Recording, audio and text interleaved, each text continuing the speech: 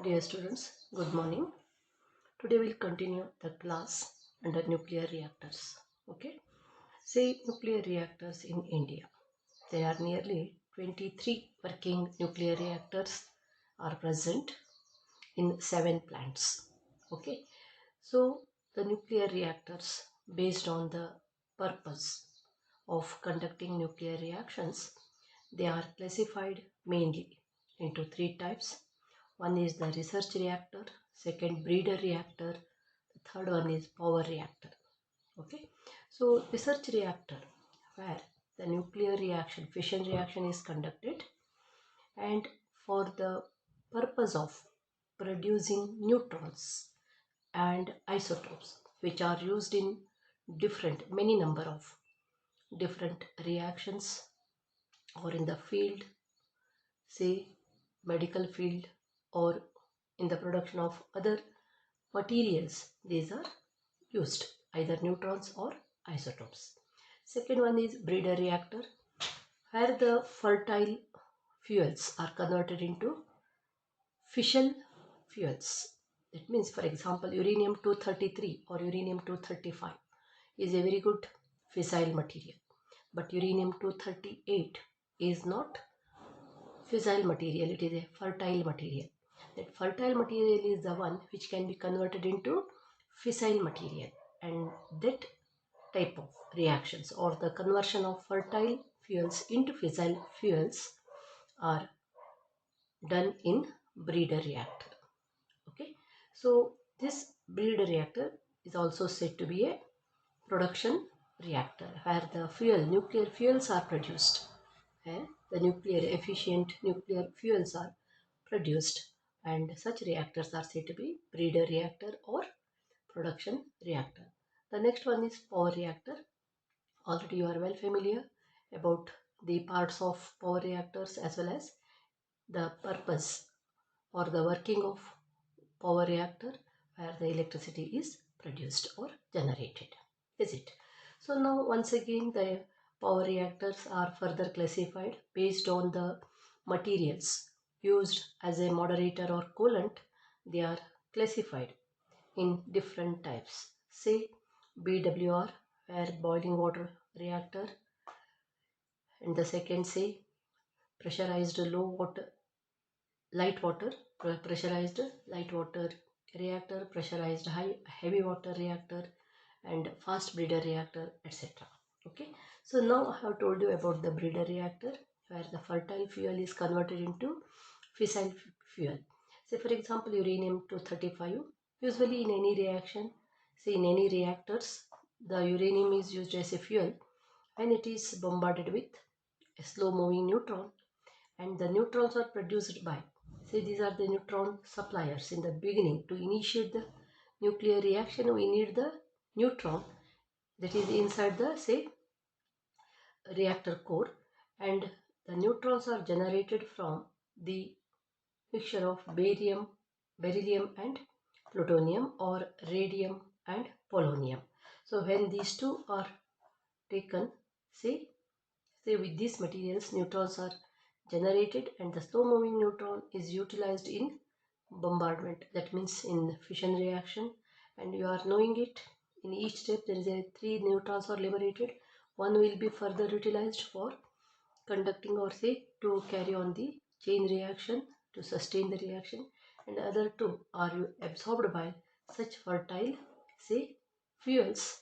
And where the fertile fuels, either say uranium or thorium, which are used as a blanket around the, say, fission core, say thereby the liberated neutrons are absorbed by such fertile materials, and they themselves will start undergoing, say, radioactive decay process, and finally they are giving the radioactive element like, say, plutonium-239, when the uranium-238 is converted as plutonium-239, and thorium, when it is used in the core, that will be converted transportations. That means they will undergo radioactive disintegration process, and giving the radioactive element, that is uranium 238, sorry, 233. Okay, this type of reactions are taking place in breeder reactions or breeder reactor. So now types, there are 3 types, and say here research where the isotopes are produced, neutrons are produced for further use, and breeder for a production reactor where the fissile materials are produced, and power reactor where the electricity is generated. So the power plants or the research reactors, that means the nuclear reactors, are few of them are mentioned here, say which are present in India.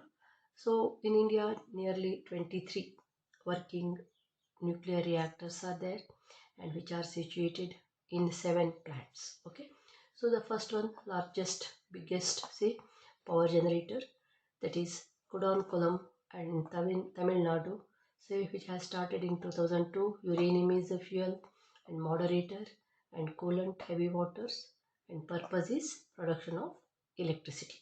So 2000 megawatt electricity is produced in, say, this nuclear reactor. Similarly, Tarapur, which is located at Maharashtra, started in 1969. Uranium is the fuel. Say light water, they are used as a moderator and coolant, and 1400 megawatt electricity is generated. Similarly, Kota, which is located at, say, Rajasthan, started in 1973. Uranium is the fuel. Heavy water is used as a moderator as well as coolant, and the electricity produced is 440 megawatt. So Kalpakam, Tamil Nadu, which is started in 1985. Uranium is the fuel. Now in all the, say, reactors, we have shown the uranium is the, so uranium is taken in the form of uranium oxides or some other salts. Okay, so they are taken and as a fuel, where in this case Kalpakam, say heavy water is used as a moderator and coolant, and in this, say 1335 megawatt is produced. And Dhruva, this is the biggest research reactor which is situated at Baba, that means BARC, sorry, it is situated at BARC, Baba Atomic Research Center in Maharashtra, that is in Mumbai, and in 1985 it is established, and once again it is here the aim is for the research purpose, that means for the production of, say, neutrons or, say, isotopes. Okay, Narora, which is located at, say, UP, Uttar Pradesh, and in 1991 it has started. Say uranium fuel, heavy water used as a moderator and coolant, and 440 megawatt electricity is generated. Similarly in Kakrapar, Gujarat, 1993 uranium, and where heavy water is used as moderator coolant, and once again 440. And similarly in Kaiga, in our Uttar Kannada, in Karnataka, 1999 it has established and started.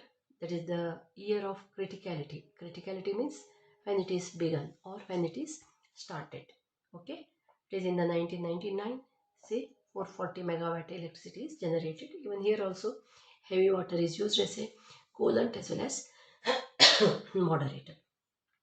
Say Apsara, Purnima 1, 2, 3, and Jarlina. So these are the research reactors which are situated or which are present or located in at BARC, Baba Atomic Research Center, Bombay in Maharashtra. Okay, so in this case, in one of the unit, air is used as a coolant. Air is used as a coolant, and light water used as a moderator. Okay, and aim is research and production of isotopes. So this is about the nuclear reactors. So with this, we'll move on to the next one, that is nuclear fusion. Okay, so nuclear fusion reaction. Here, fusion. So nuclear fission is exactly opposite to nuclear fission. It is exactly opposite to nuclear fission. So in the nuclear fission, heavy element is, say heavy element is converted into lighter elements with the liberation of neutron and energy, is it? But in the nuclear fission, lighter elements are converted into heavy elements. So once again, enormous, tremendous amount of energy is released.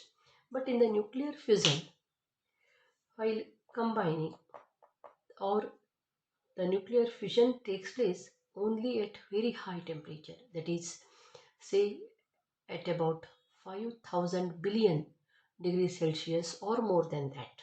So only at that temperature such nuclear fission, that means a combination of combining of lighter elements like hydrogen, two hydrogens are combined, so only at very high temperature.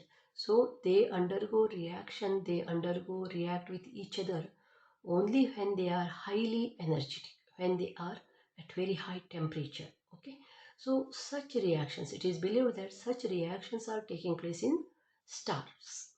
So they are taking place in stars, and as a result of nuclear fission, which liberates much more greater or high amount of energy, say, during this reaction than compared to nuclear fission reaction. Okay, so therefore we can say nuclear fusion is exactly opposite to nuclear fission, but in both the case there is a tremendous amount of energy is liberated, but in case of nuclear fusion is much more than that of in nuclear fission. Okay, so we'll continue in the next class with nuclear fusion and with some reactions and their application, and then the applications of radioactive elements. Okay, so thank you. We'll continue in the next class.